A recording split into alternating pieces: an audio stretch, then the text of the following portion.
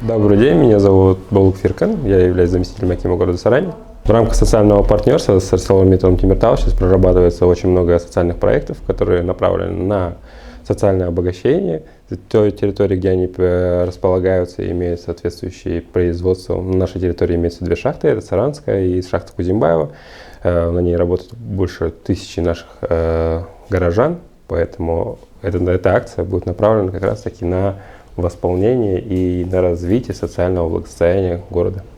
Но в целом книжный ряд он очень разнообразен. По первоначальному списку мы увидели то, что они направлены на историческое развитие, так скажем, для того, чтобы наши горожане могли узнать определенные исторические события, понять определенные векторы и вехи изменений в становлении Казахстана. Я Марта Людмила Александровна, директор централизованной библиотечной системы города Сарани. Сегодня в нашем городе радостное событие. В рамках общеобразовательных программ предприятия ArcelorMittal Steel вступили к нам книги. Книги, предназначенные для библиотек не только массовых, но и школьных библиотек, библиотек колледжей и наших училищ.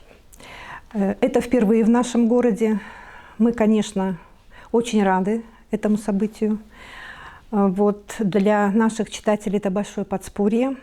Книги здесь не только на русском языке, на государственном языке.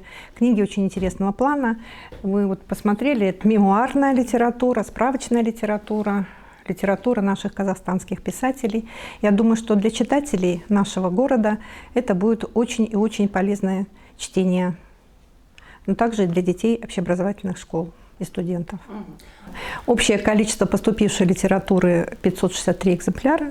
Они будут распределены между школьными библиотеками, массовыми библиотеками и учебными библиотеками.